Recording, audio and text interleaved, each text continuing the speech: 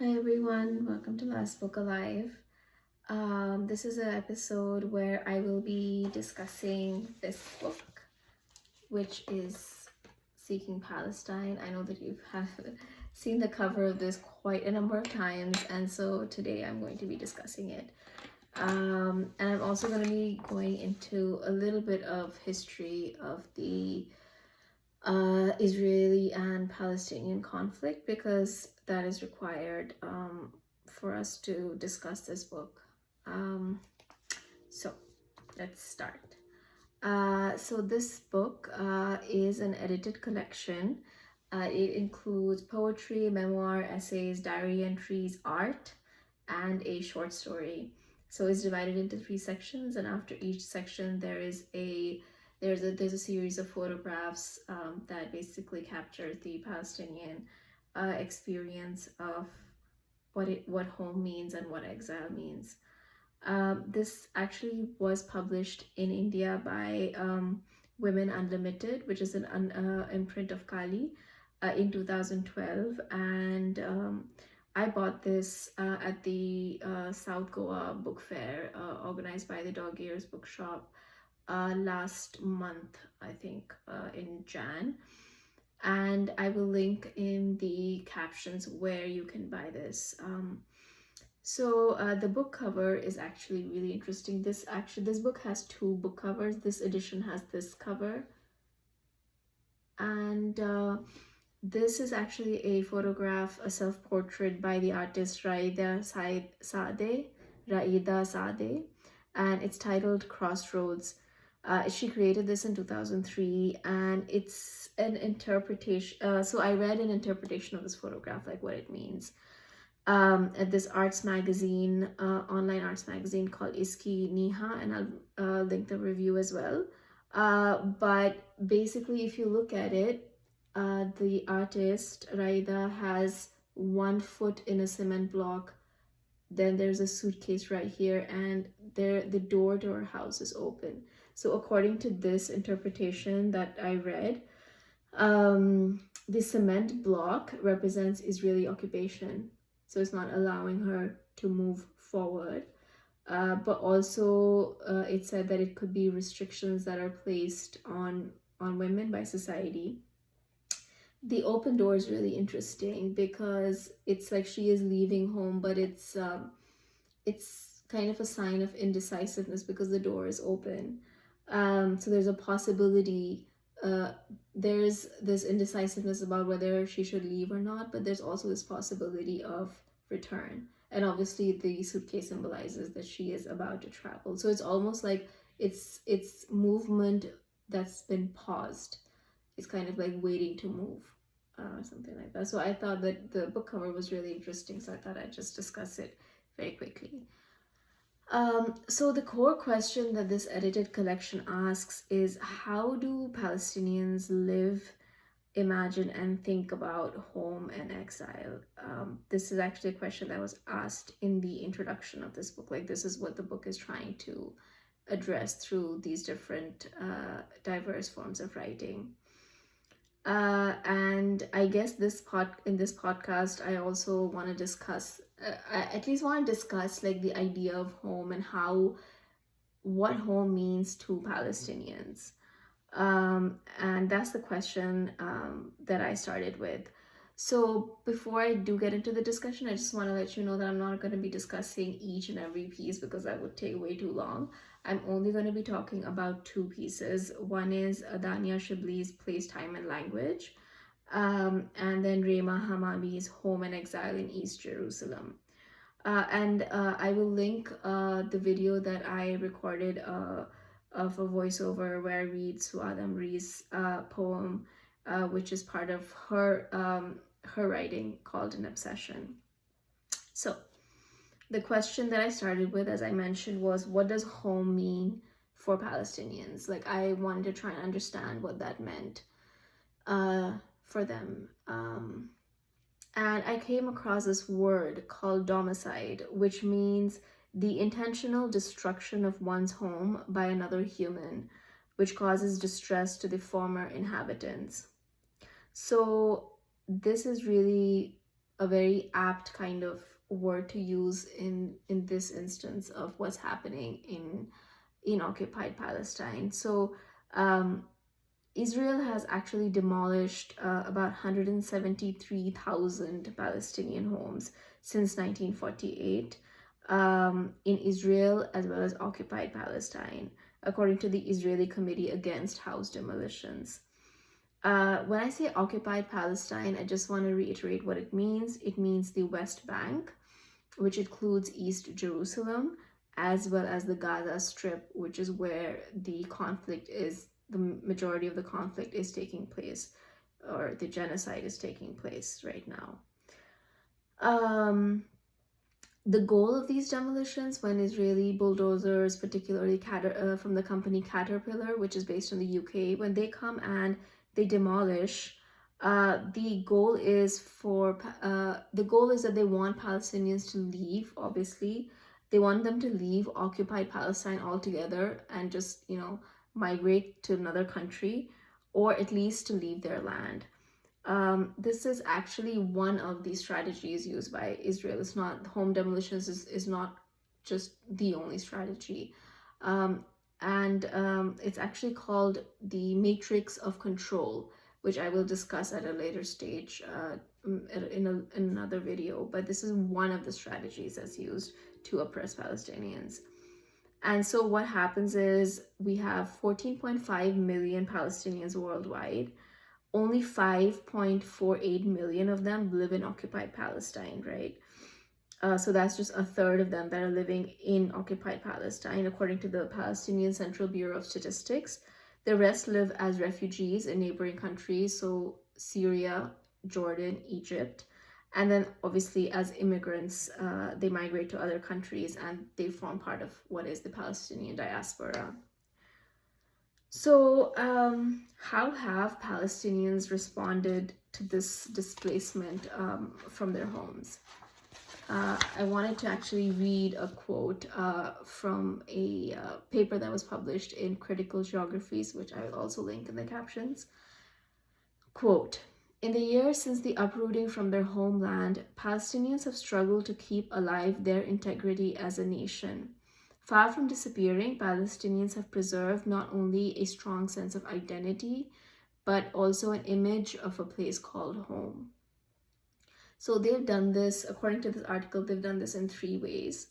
The first is through memories of Palestine, and that has been passed down through generations to keep the memory of Palestine alive. Second is through their imagination, through poetry, through art. And then the third is through this idea of steadfastness, or samad, which is called samad in Arabic, which I will talk about later in the discussion. So I wanted to actually start with the first one, which is memories, and particularly memories of home. And this connects to Adania Shibli's piece of Time, Place, and Language. This is a memoir. It's a short piece of memoir, and it basically, Shibli creates a history of Jenin, which is the city of her childhood, through remembering how it was. So she remembers how, as a young girl, she would go and she would buy bread with her father. Jenin, just to let you know, it's a city in the north of the West Bank. It's at the tip of the West Bank. In 2000, it's 2007 when she's writing, and she's back in Jenin because she has been invited to give a talk at the Jenin refugee camp. So as she's making her way to the camp, she is suddenly paralyzed with this fear. And the fear is that her shoes are dirty. And that's because she visited Jenin in 2002. So why is that year important? Actually, in 2002, Israeli Defense Forces, or the IDF, they invaded a refugee camp, the Jenin refugee camp, and they demolished people's homes there.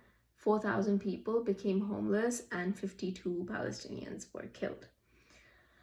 So Shibli writes, "I remember the shoes I wore during that visit in the spring of 2002.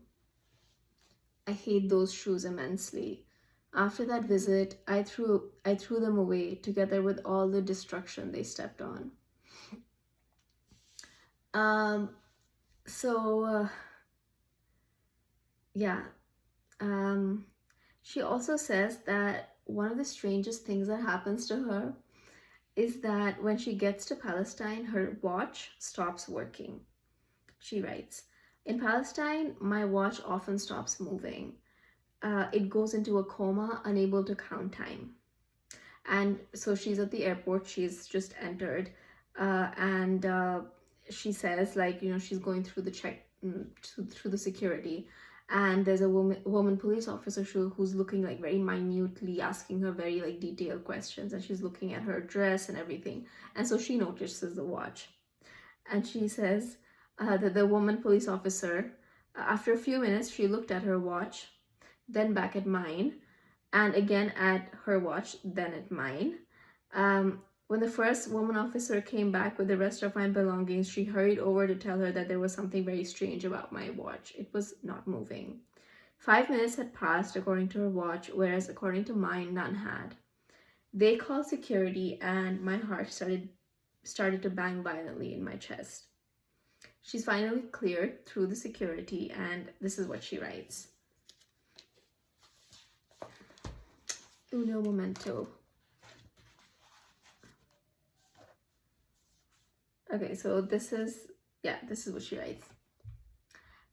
"Perhaps by not working, my watch was trying to comfort me by making me believe that all that searching and delay had lasted 0 minutes, that nothing had happened.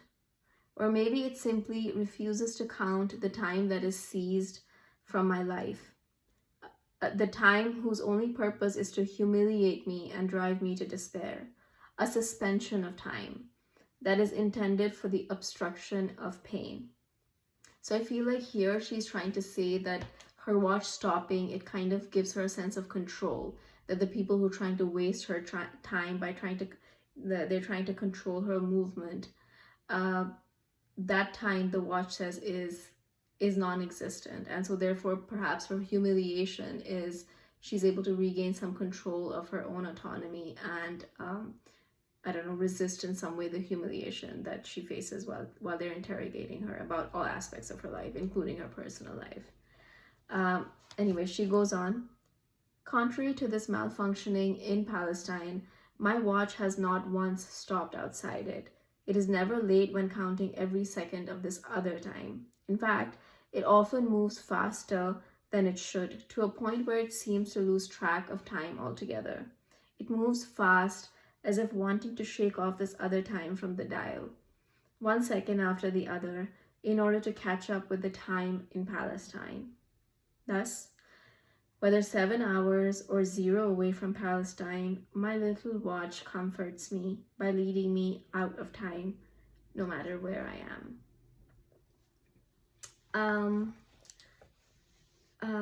Yeah.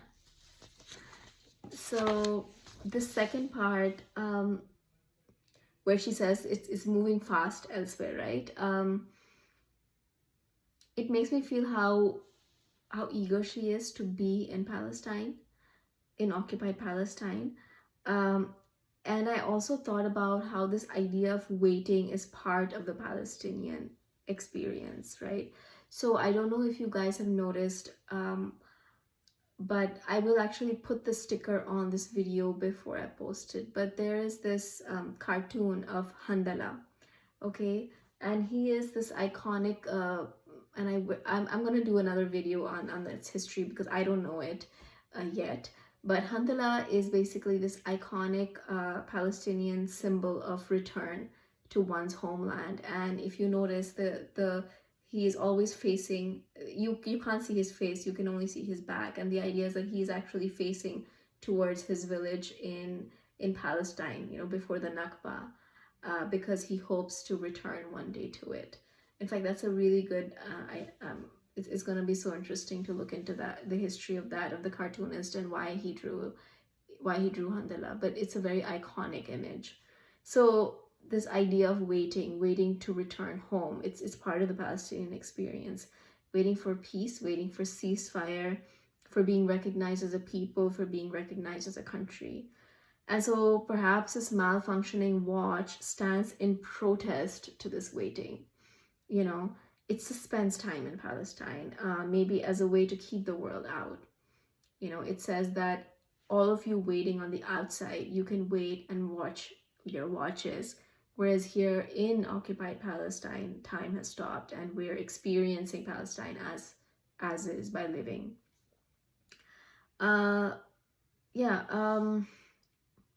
So perhaps it gives Shibli a chance to witness life in Palestine rather than constantly worrying about the status of Palestine or the past of Palestine when she came in 2002 and what happened. So then perhaps the watch becomes a symbol of home, of Jenin, of Palestine for Shibli, was my interpretation of it. Okay, so the next piece that I wanted to discuss was Rima Hamami's Home and Exile in East Jerusalem. So East Jerusalem, there's East Jerusalem and West Jerusalem. East Jerusalem is actually predominantly Palestinian, but because of checkpoints and because of the occupation, it's not easy even in East Jerusalem for Palestinians to exist. And she actually Hamami lived in the Sheikh Jarrah neighborhood of East Jerusalem from 1989 till 2002. And this is actually a beautiful history of the neighborhood.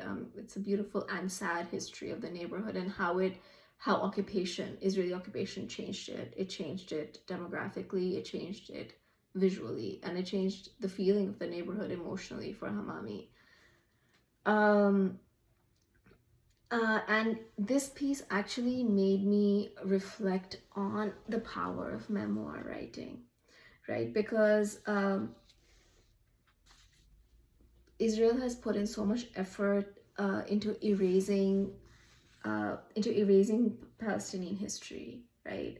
And so when official records are erased, they're missing, or they're just simply, the history is not acknowledged. The fact that Palestinians were living there before Jewish people came there in 1948.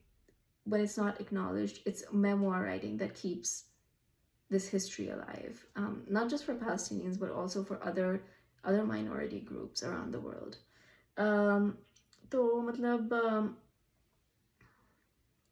Yeah, I think that this is actually the strength of this collection. A lot of the pieces in this collection are memoirs.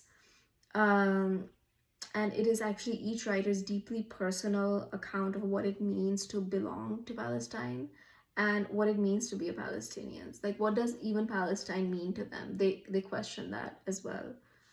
So I wanted to read just a bit from this particular Hamami's piece. So she's talking about the neighborhood in the beginning, before the Israeli occupation kind of settled in. Most of the residents of the quarter were also surviving remnants of a genteel past. My immediate neighbors were assorted versions of Palestinian Miss Havishams, spinsters and widows from Jerusalem's good families who had been left behind when other family members passed away or moved on to more promising futures. Alone in their grand family homes, they busied themselves by spying on the limited action offered by the street and oppressing the various helpers tasked with assisting them in the upkeep of the family shrine. And, like any good shrine, their homes were thick with icons and offerings. Each interior, like an overstocked souvenir shop, was sagging with generations of knickknacks, fading color photos of successful family members at the Eiffel Tower or Disney World, and masses of heavy furniture served up with generous dollops of lace doilies. It struck me that as long as these old ladies rattled around these overstuffed rooms, wielding their feathered dusters and frying garlic for today's lunch, family members at the far corners of the universe could live in the certainty that their ancestral city was still a breathing part of their being. And then this it captures how this slowly changes. And this is specifically at a time leading up to and after the signing of the Oslo Accords. So just a brief bit of history. What are the Oslo Accords, right? So these were two agreements that were signed between Israeli Prime Minister Yitzhak Rabin, who was actually assassinated because he signed these accords, and Palestinian Liberation Organization leader Yasser Arafat. The first Oslo Accord was signed in 1993, and you may remember a very iconic image of Bill Clinton doing the Jesus Christ image of like his hands. I don't think you can see me, but his hands are like this, and then Yasser Arafat is on one side, and Yitzhak Rabin is on the other, and he's like, "Good job, you guys."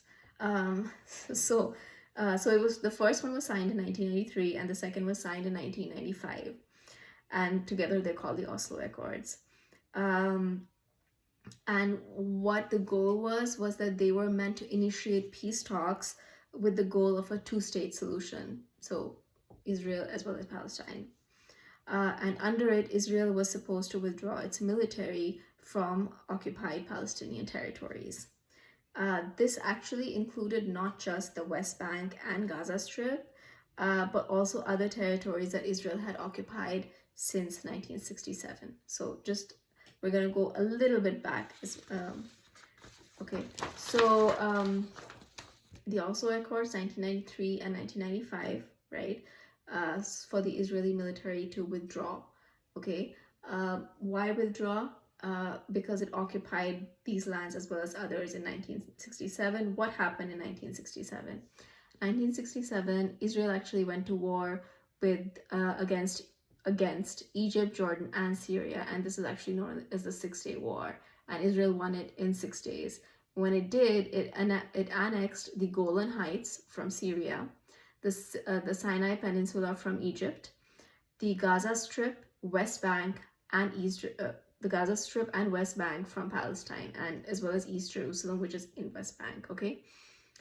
So before 1967, Gaza Strip and West Bank, as well as East Jerusalem, which is in West Bank, were Palestinian territories, and they were recognized as that.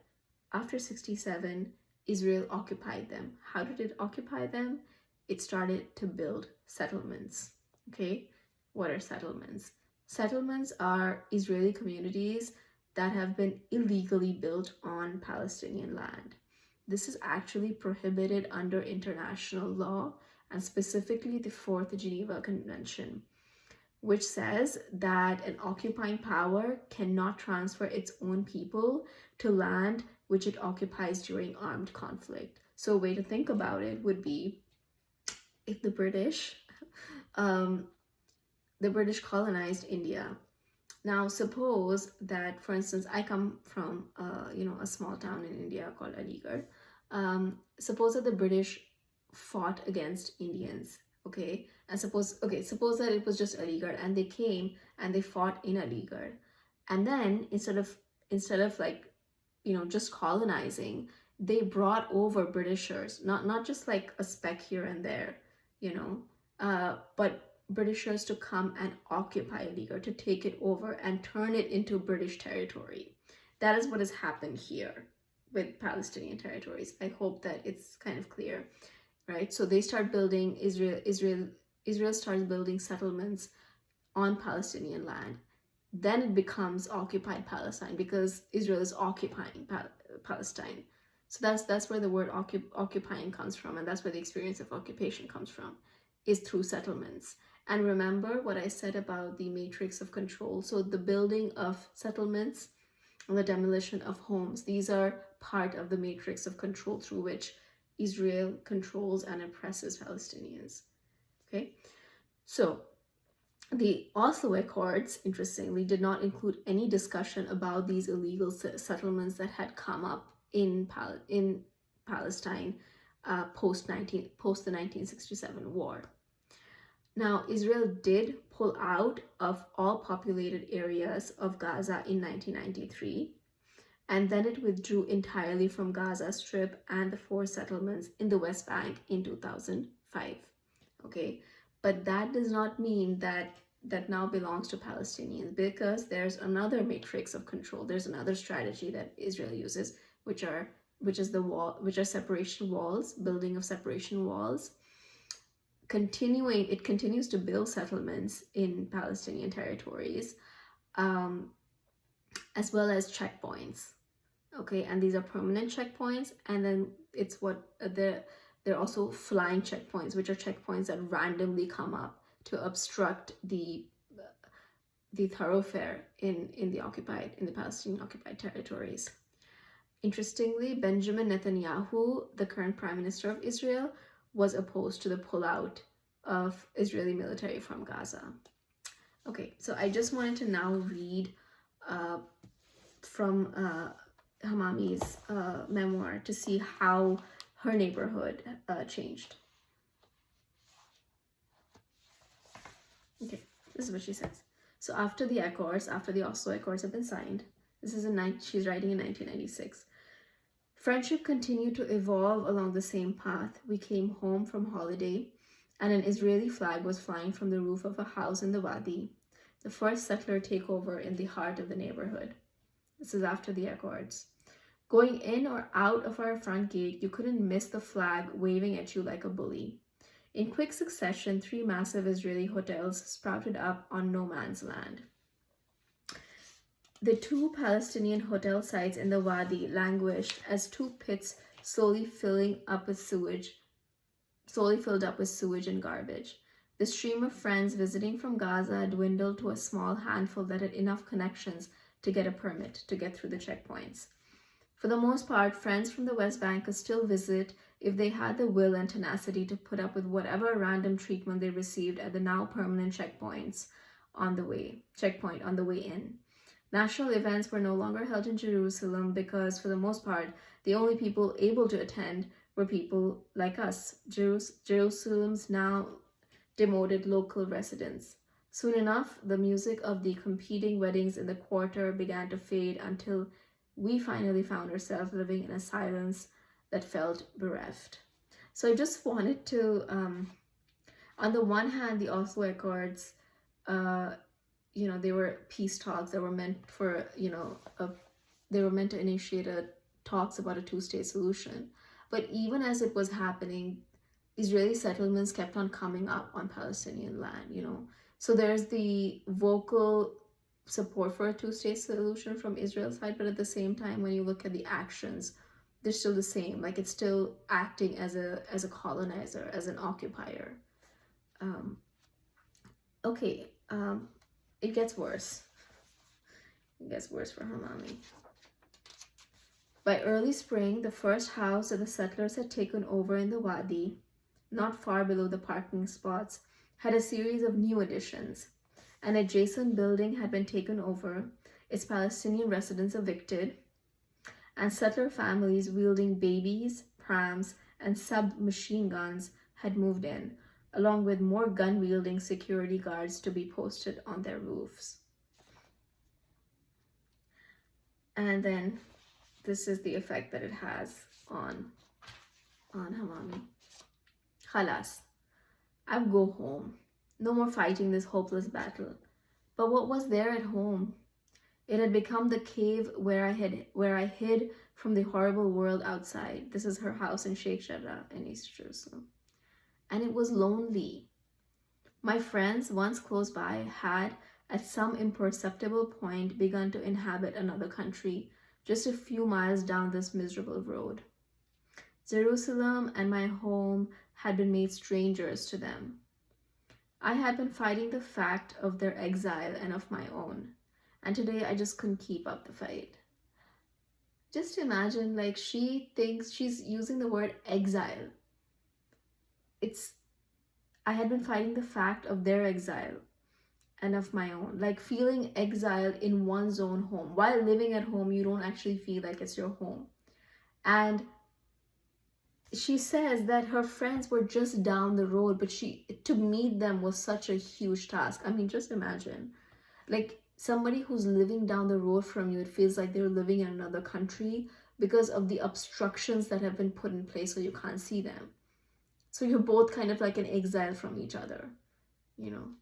It is unimaginable, right? But this is what is happening, and this is what has been happening for the last 75 years or more. So yeah. um so the question of what it means, what home means to Palestinians. One of the things that I was reading, it said, like, home is not just, it's a double, the meaning of home for Palestinians is like a double-edged sword. It brings a lot of, there's a lot of love attached to it, but there's a lot of memories of pain and loss and suffering as well. um, so yeah. I now wanted to read the epilogue to this, like bits from the epilogue. um, so she writes, Hamami writes, Adele, my neighbor, is still across the empty lot, guarding the home he lives in. In 2006, he got married and now lives with his stately wife, Fatoum, who made him give up both Max the dog and his drinking habit. In 2008, settlers tried once again to invade their house. Fatoum valiantly deterred them by threatening to set the house on fire. The case of the house is still in court. In 2008, Muhammad and Fauzia Kamil Al-Kurd were evicted from their home down in the Wadi by settlers. Kamil continued to put up a brave fight and for 6 months held a sit-in at an empty lot near her home. In 2009, the Gavi and Hanun families also lost their homes in the Wadi to settlers. They too have continued to fight in the courts, as well as by keeping permanent vigil in a protest tent across from their homes. So this last thing, which is the Gavi and Hanun families, how they've set up a tent across from their homes. Another example of a sit-in, holding a sit-in in an empty lot near her home, and then fighting in court. These are all examples of steadfastness, or samad in Arabic, which I mentioned. So this is actually, this is a strategy that Palestinians have used to resist the occupation. And samad means the idea of persistent defense by Palestinians of their homes, without getting swayed by money or intimidated by threats. Because, and I'm quoting again from the article in Critical Geographies, because Palestinians believe that compensation offered by Israel is nowhere near the value of what will be lost if they lost their homes: history, connection to place, and identity. So yeah, I actually do want to explore the idea of samad in another post. So because I think that it is a really interesting strategy, and I think that in many places around the world, this strategy has been used, even if it's maybe called by another name or not recognized as such. So I wanted to just conclude by actually praising not just this edited collection, but generally the format of the edited collection. The it would be categorized as non-fiction edited collection, but generally what these collections do, I really feel like what they do is they bring people together, and they bring together people from all different walks of life, right? It's not just scholars. For instance, this collection has contributors include artists, novelists, journalists, an architect, a physician, independent researchers and writers, as well as scholars, right? This specifically is such a creative work of nonfiction, because it is such a rich, it's such a rich combination of articulations of what it means to be Palestinian. And it's actually a very accessible way for people to learn about the history of Palestine and the lived experience of Palestinians. So yeah, I bought this edition at the book festival in Goa, but I will link in captions where you can buy it. So again, if you are interested in learning about the history of Palestine, but you don't necessarily want to focus just on fiction or just on very on deep heavy history of Palestine, this is a really good collection for you to get started on learning about Palestine, Palestinians, and what's happening today. Okay, guys, have a good one. Take care, and let me know if you want to, what you thought of this particular episode.